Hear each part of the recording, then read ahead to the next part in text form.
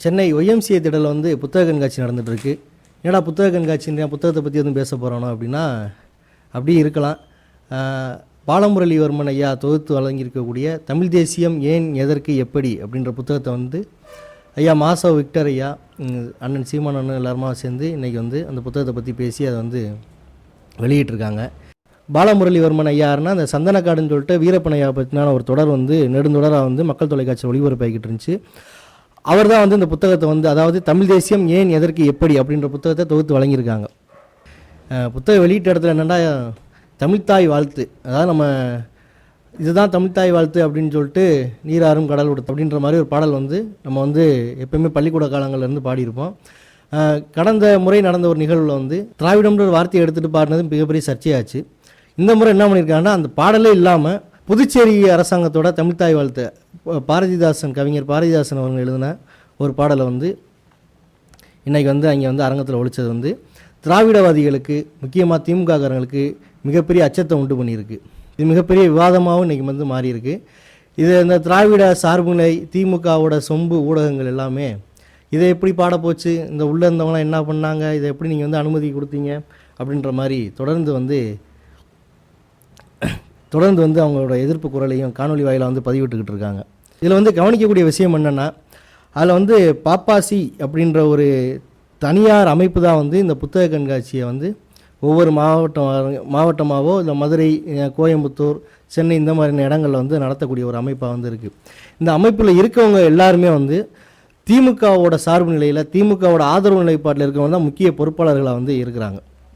அப்போ தொடர்ந்து வந்து இந்த புத்தக கண்காட்சிகளில் நடக்கக்கூடிய இது வந்து எந்த மாதிரி சொல்கிறதுனா, இவங்களுக்கு முன்னுரிமை, இவங்களுக்கு அடுத்து தான் அப்படின்ற மாதிரி வந்து தொடர்ந்து தமிழ் தேசிய புத்தகங்கள், தமிழ் தேசிய படைப்புகளுக்கான அரங்கங்கள் வந்து சரியாக கொடுக்கப்படலை.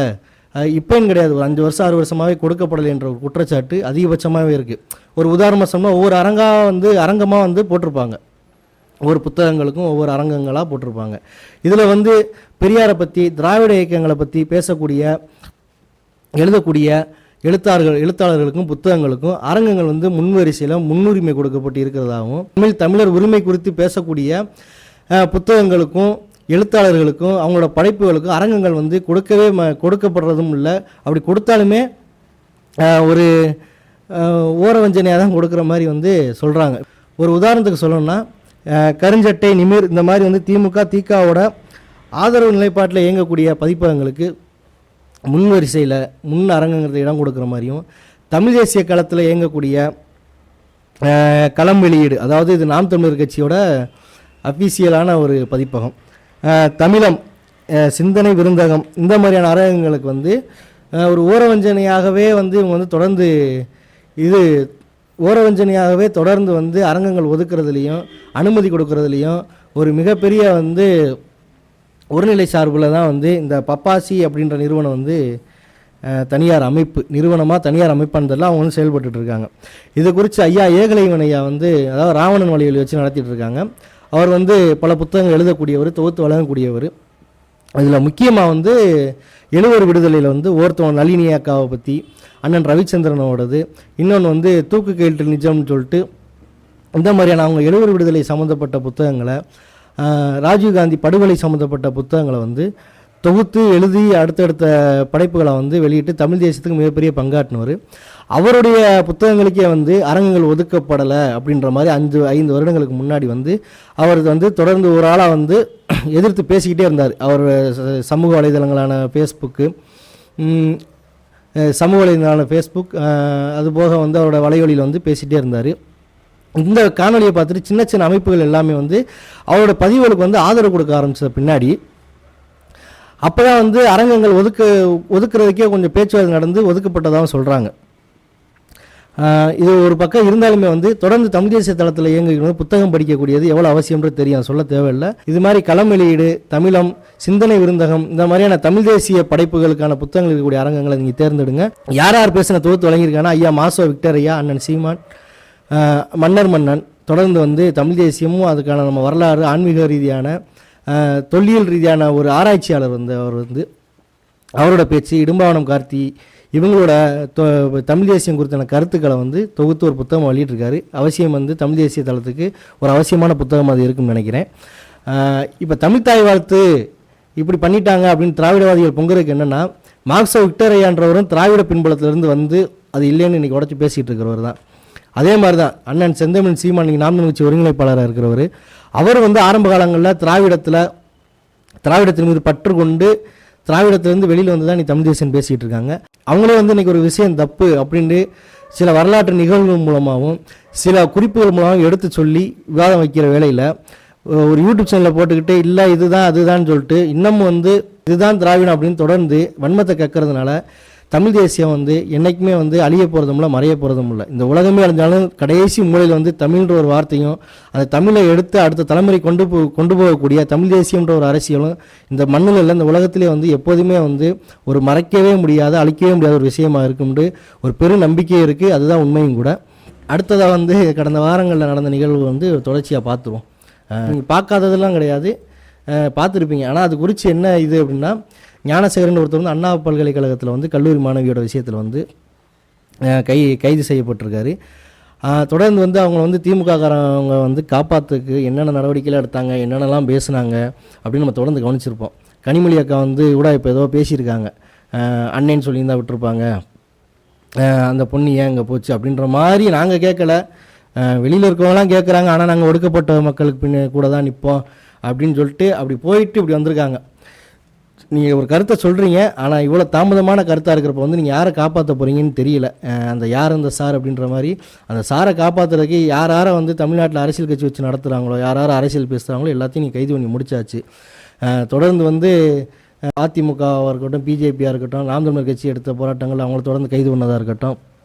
இப்போ சமீபமாக நேற்று வந்து நடிகை குஷ்புவை வந்து அரெஸ்ட் பண்ணது, இது போக வந்து அன்புமணி ராமதாஸ் அவர்களுடைய மனைவி சௌமியா அன்புமணி ராமதாஸ் அவர்களை வந்து நீங்கள் அரெஸ்ட் பண்ணது, இதெல்லாம் வந்து நீங்கள் வந்து இதுதான் பிரச்சனை, இதனால தான் பாதிக்கப்பட்டவங்க இவர் வந்து பாதிப்பை ஏற்படுத்தினவர், ஒரு பெண்ணோட விருப்பம் இல்லாமல் வந்து இந்த அளவுக்கு வந்து உள்ளே போனதே தப்பு, அவரை வந்து இந்த மாதிரி நாங்கள் தண்டிச்சிட்டோம் நீங்கள் சொல்லாமல் நீங்கள் அடுத்தடுத்து கைதுன்றப்போ இந்த விஷயத்தை நீங்களே தான் ஊதி பெருசாக்குறீங்க. அதாவது கருணாநிதிக்கும் உங்களுக்கு இருக்க வித்தியாசம் அதுதான். அவர் ஏதோ ஒன்று பண்ணி அடுக்குமொழியில் கவிதை எழுதி அன்பே அமுதே கனியே பலரச சுவைன்னு எழுதி ஏதாவது ஒன்று சமாளிப்பார். உங்களுக்கு அதை சமாளிக்க தெரியாமல் நீங்கள் முடிச்சுக்கிட்டு இருக்கிறது நல்லா தெரியுது. ஏன் அப்படின்னா ஞானசேகரன் உங்களோட சொந்த கட்சிக்கார், சைதாப்பேட்டையில் ஒரு முக்கியமான ஒரு நிர்வாகி, அதாவது உங்கள் கட்சி நிர்வாகி, உங்களோட பவள விழாவிலலாம் கலந்துக்கிட்டவர், வீட்டில் கூட்டு போய் மா சுப்பிரமணியனுக்கு விருந்து வச்சவர் அப்படின்றால உங்களோட அனுதாபின்றனால நீங்கள் காப்பாற்ற நினைக்கிறீங்க. ஆனால் ஞானசேகரனோட தான் முடியுது அப்படின்னா கிடையாது. பின்னாடி இருக்கிற யாருமே பாதிக்கப்படக்கூடாதுன்றக்காண்டி தான் இந்த மாதிரி கைது நடவடிக்கை எடுத்து நீங்கள் அவங்களெல்லாம் காப்பாற்ற முயற்சி பண்ணுறீங்க. தொடர்ந்து வந்து ஞானசேகரன் மேலே வைக்கிற குற்றச்சாட்டுன்னா அவர் வந்து இந்த விஷயத்தை மட்டும் பண்ணலை, அவர் வீட்டில் வந்து தொடர்ந்து சோதனை செஞ்சதில் வந்து அவரோட லேப்டாப் இந்த மாதிரி ஆவணங்கள்லாம் கைப்பற்றியிருக்காங்க. லேப்டாப்பில் வந்து நிறையா வீடியோக்கள்லாம் வச்சுருக்க மாதிரி இந்த பெண்ணு மட்டும் இல்லாமல் இந்த பெண்ணு மாதிரி பல பெண்களை வந்து அவர் வந்து இந்த மாதிரி வன்புணர்வுக்கு உள்ளாக்கப்பட்டு அதை வந்து மிரட்டி வீடியோ எடுத்து வச்சுருக்கான்னு சொல்கிறாங்க. இது போக வந்து ஒரு வீட்டிலேயே குதிச்சு களவாண்டிருக்காரு. நைட்டு பூரா களவான்றது, பகலில் பிரியாணி கடை, சாயந்தரம் போலங்கிட்டா காலேஜ் பக்கம் கிளம்பி பொம்பளை பிள்ளைகளை மிரட்டி வீடியோ எடுக்கிறது. இப்படி ஆளுக்கு வந்து நீங்கள் வந்து திமுகவில் வந்து கட்சி பொறுப்பை கொடுக்குறீங்க அப்படின்னா அது பலர் விமர்சனம் பண்ணாலும், ஆனால் திமுகவுக்கு தகுதியான ஒரு ஆளுக்கு தான் நீங்கள் வந்து பொறுப்பை கொடுத்துருக்கீங்க. உங்கள் கட்சியும் அப்படிப்பட்ட கட்சி தான், அந்த பொறுப்பாளர் அப்படிப்பட்ட நபர் தான். அதனால் வந்து ஒரிஜினல் திமுகன்றதை நீங்கள் தொடர்ச்சியாக காட்டுறீங்க, அது நீங்கள் என்றைக்குமே மாறாது. அது தொடர்ந்து நீங்கள் வந்து இதே திமுகவோட இருங்க, இதே திமுகவாகவே நீங்கள் இருங்க. இது தொடர்ந்து பல ஞானசேகரங்களை வந்து திமுக வந்து உருவாக்கிக்கிட்டே தான் இருக்கும். மக்கள் பாதிப்படைஞ்சிக்கிட்டே இருப்பாங்க. நீதி வந்து யாருக்கும் கிடைக்க போகிறதும் கிடையாது. எங்கடா நீதி, ஏன்டா இப்படிலாம் நடக்கலாமான்னு கேட்டால் நீங்கள் கைது செய்யப்படுவீங்க, உங்கள் குரல் விலை நெரிக்கப்படும், வெட்டி தம்பட்டு அடிப்பாங்க. கருத்து சுதந்திரம், நாங்கள் வந்து திமுக வந்து மக்களுக்கான ஆட்சின்னு அதை வந்து நம்ம கேட்டு பழகியாச்சு. இன்னமும் அதுக்கு தான் தயாராகிட்டு இருக்கோம். அது தமிழ்நாட்டு மக்களோட நிலைமை, விதி, முன்ஜென்மத்தில் செஞ்ச பாவம் திமுகவை கட்டிட்டு அழுகிறதே அப்படின்னு இருந்தால் அதை வந்து யார் நினச்சாலும் ஒன்றும் பண்ண முடியாது. அடுத்து வந்து வருடம் வந்து பொங்கலுக்கு வந்து 1000 ரூபா பணம் கொடுப்பாங்க. அதிமுக ஆட்சி காலங்களில் கொடுத்துக்கிட்டு இருந்தாங்க. இப்போ வந்து திமுகவும் கொடுத்துச்சு. இப்போ வந்து இந்த வருடம் அவங்க வந்து கிடையாது, 1000 ரூபா வந்து கொடுக்கறதுக்கு நிதி இல்லை அப்படின்னு இருக்காங்க. எங்கடா நிதி அப்படின்னு தேடிட்டு போகிற பட்சத்தில் ஒரு இடி ரெய்டை போட்டு அது பூரா துரைமுருகன் வீட்லேயும் அவரோட மகன் கதிரானந்த வீட்டில் இடி ரெய்டில் வந்து எத்தனையோ கோடி சொல்கிறாங்க, அத்தனை கோடி பணமெல்லாம் சிக்கியிருக்குன்னு. ஆனால் அது வந்து அந்த அளவுக்கு விவாத பொருள் ஆச்சா அப்படின்னா ஆகாது. ஏன் ஆகாதுன்னா அது வந்து திமுக காரங்க வீட்டில் நடந்த ரெய்ட்னால ஆகாது. இதே வந்து அதிமுக வீட்டில் ஒரு விஜயபாஸ்கர் வீட்லேயோ, செல்லூர் ராஜு வீட்லேயோ, இல்லை வந்து நடிகர் விஜய் வீட்லேயோ, நடிகர் ரஜினிகாந்த் வீட்லேயோ, இதெல்லாம் நடந்துச்சுன்னா அது வந்து பத்திரிகையில் செய்தியாக வரும், விவாத பொருளாக வந்து வட்டமேசை மாநாடெல்லாம் நடக்கும். ஆனால் வந்து திமுகவிடம் நடந்த ரைடுன்றனால அது அதிகபட்சமாக பேசு பொருள் ஆகலை. அது வந்து இவங்க ஆளுங்கட்சியாக இருக்கிறனால வந்து அது எவ்வளோ கொள்ளையடிச்சாங்க என்ன ஏது எதுவுமே வராது. ஆனால் வந்து பொங்கலுக்கு கொடுக்க நிதி இல்லை. அவங்க அப்பா கலைஞருக்கு வந்து செலவைக்க நிதி இருக்கும். அப்புறம் ரோட்டில் வந்து கருப்பு வெள்ளையில் படம் வரைஞ்சி செஸ்ஸு விளையாட்டை வந்து நாங்கள் வந்து உலகத்தரத்துக்கு நாங்கள் கொண்டு போகிறோம், செஸ் விளையாட்டு போட்டி நடத்த போகிறோம் அப்படின்ட்டு அதை நடத்துறதுக்கு நிதி இருக்கும். சென்னையில் வந்து கார் ரேஸ் நடத்துறதுக்கு நிதி இருக்கும். எல்லாத்துக்குமே நிதி இருக்கும். ஆனால் வந்து பொங்கலுக்கு வந்து கொடுக்குறதுக்கு நிதி இருக்காது. ஏன்னா ஒயின் ஷாப்பில் வந்து வருமானம் பத்தலை.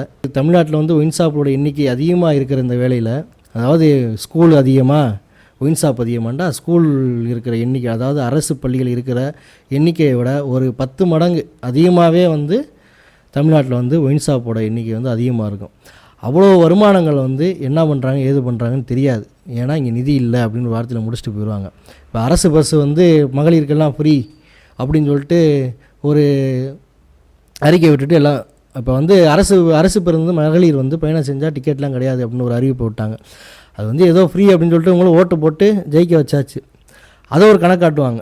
இது மாதிரி நாங்கள் வந்து இலவச டிக்கெட் வந்து ஒரு ஸ்கீம் கொடுத்தோம், அது வந்து ஃபெயிலியர் ஸ்கீம் ஆகிப்போச்சு, அரசு வந்து திவால் ஆகிப்போச்சு அப்படின்னு தனியாருக்கு விற்கிற மாதிரி எல்லாத்தையும் விற்றுருவாங்க. அரசு போக்குவரத்துகளுக்கு பாதி விற்றாச்சு, இன்னும் கொஞ்சம் மிச்சம் மீதி இருக்குது, அதை முடிச்சு வச்சுருவாங்க அவங்க. இதே மாதிரி வந்து தனியார் பள்ளிகளுக்கு வந்து அரசு பள்ளியில் வந்து தத்தெடுக்க போகுது, அதாவது வந்து பெயிண்ட் அடித்து கொடுக்க போகுது, தண்ணி வசதி இல்லாட்டி தண்ணி வசதி செஞ்சு தரப்போகுது, பாத்ரூம் இல்லாட்டி பாத்ரூம் வசதி செஞ்சு தரப்போகுது அப்படின்னு தனியார் பள்ளிகள் சங்கம் வந்து ஒரு செய்தி வெளியிட்டிருக்காங்க. ஏன் வந்து தனியார் பள்ளிகள் வந்து அவங்களுக்கு வந்து ஏன் இவ்வளோ தூரம் அரசு பள்ளிகள் மேலே அக்கறை? தனியார் பள்ளிகள் வந்து தான் வந்து ஒரு அரசு பள்ளிகளுக்கு வந்து பெயிண்ட் அடிக்கணும், பாத்ரூம் கட்டி கொடுக்கணும்னா அப்போ அந்த அளவுக்கு தான் வந்து தமிழ்நாடு அரசோட லட்சணம் இருக்கா அப்படின்றது தெரியல. இது மத்திய அரசு வந்து பின்புலத்தில் வந்து வேறு மாதிரியாக வந்து அரசு பள்ளியில் பூரா வந்து ரெக்கவரி பண்ணுறதுக்காக ஒரு விஷயத்தை பண்ணிகிட்ருக்கா அப்படின்னு நம்ம பொறுத்திருந்து தான் பார்க்கணும். ஆனால் உண்மையில அரசு பள்ளிகள் தரம் வாய்ந்ததாக இருக்கிறதா அப்படின்னா கிடையாது. அரசு பள்ளிகள் வந்து கல்வியாக இருக்கட்டும், எல்லா முறையிலாக இருக்கட்டும், எல்லாமே பின்தங்கி போய்கிட்டு இருக்கிறதுனால தான் ஒவ்வொருத்தவங்களும் கிராமப்புறங்களுக்கு இருக்கிற அரசு ஆரம்ப பள்ளிகளாக இருக்கட்டும், தொடக்க பள்ளிகளாக இருக்கட்டும், இது எல்லாமே வந்து அதாவது அந்த அரசாங்கமும் கவனம் செலுத்துறதுல அது சார்ந்த துறை மந்திரிகள் வந்து தொடர்ச்சி அதிமுக திமுக வேறுபாடு கிடையாது, அவங்களாம் வந்து அக்கறை வச்சுக்கிறதே கிடையாது.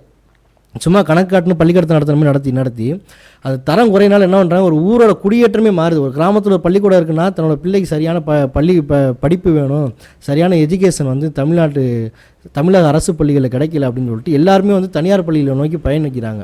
அப்போ வந்து என்ன பண்ணுது, பிள்ளைகளோட வளர்ச்சிக்காண்டி அவங்க வந்து தன்னோட சொந்த ஊரை விட்டு, பண்பாட்டை விட்டு, கலாச்சாரத்தை விட்டு ஒரு நல்லது கெட்டதுக்கு போக முடியாமல், ஒரு திருவிழாவில் கலந்துக்கிற முடியாமல் நகரங்களை நோக்கி பயணிக்கிறாங்க. நகரங்களை நோக்கி பயணிக்கிறப்ப அவங்க வாழ்க்கை முறை மாறுறப்ப அவங்களுக்குன்னு ஒரு வேலையை மாற்றிக்கிற மாதிரி இருக்கிறதுனால சொந்த தொழிலை விட்டுட்டு, சொந்த ஊரை விட்டுட்டு வேறு ஒரு தொழிலுக்கு, வேறு ஒரு இடத்துக்கு புலம்பெயர்ந்து இன்றைக்கி பல ஊர்கள் வந்து இது ஒரு விஷயமாகவே காலி ஆகிட்டு இருக்கு.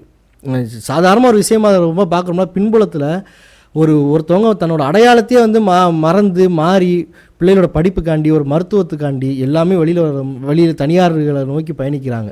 ஏன்னா அரசு மருத்துவமனையிலும் சரி, அரசோட பள்ளிக்கூடங்களும் சரி அந்த அளவு முறைப்படி இருக்கான்னா முறைப்படி கிடையாது. அப்போ இதையும் வந்து தனியார் தத்தெடுக்கணும் அப்படின்னா ஏன் வந்து தனியார் ரகத்துக்கு வந்து தனியார் வந்து தன்னோட ஒரு லாப நோக்கத்துக்காண்டி தான் பள்ளிக்கூடம் வச்சு நடத்துகிறாங்க ஒழிய, இப்போ ஒரு அடிப்படையில் இருக்கக்கூடிய குழந்தைகளுக்கு, ஒரு வசதி வாய்ப்பு இல்லாத குழந்தைகளுக்கு, ஒரு அடித்தட்டு மக்களுக்கான கல்வியை கொடுக்குதுன்னா அது கிடையாது. அது ஆரம்ப காலத்தில் வந்து கிறிஸ்டின் மிஷினரி பள்ளிகள்லாம் வந்து நிறையா செஞ்சுக்கிட்டு இருந்தாங்க. அதை தனியார் பள்ளிகள் செய்யுமா அப்படின்னா கேட்டால் கிடையாது. அப்போ அரசு பள்ளிகளாக செய்யணும்ல, அது தொடர்ந்து நம்ம பொறுத்திருந்தான் பார்க்கணும். இருந்தாலும் நம்ம வந்து அந்த அரசு பள்ளிகளையும் அரசு மருத்துவமனையும் குறை சொன்னாலும் குற்றம் சொன்னாலும் அதை மாற்றத்தை வந்து நீங்களும் நானும் வந்து மாற்ற முடியாது. அது ஆட்சி அதிகாரத்தில் இருக்கிறவங்க கவனம் செலுத்தாமல் அது வந்து தனக்கான ஒரு முதலீடு செய்கிறோம், அதில் வந்து லாபத்தை மட்டுமே நம்ம பார்க்கணும். அதுலேருந்து எவ்வளோ அடிக்க முடியுமோ அடிக்கணும். ஒரு 5 வருஷம் எலெக்ஷன் வருதா, 5 வருஷம் நம்ம நிற்கிறோமா, ஒரு மந்திரி ஆகிட்டோமா, அந்த 5 வருஷத்துக்குள்ள நம்மளோட பவரை பூரா பயன்படுத்தி என்னென்ன பண்ண முடியுமோ அடித்து சுரண்டிட்டு போய்கிட்டே இருக்கணும். அடுத்து நம்மளுக்கு அதை பற்றி கவலை கிடையாது அப்படின்ட்டு எல்லா அரசு மருத்துவமனையுமே ட்ரைனிங்கில் இருக்க நர்ஸு, ட்ரைனிங்கில் இருக்க டாக்டர் தான் போட்டு வேலை செஞ்சிட்ருக்காங்க. இதை நீங்கள் மறுத்தாலும் அதான் உண்மை.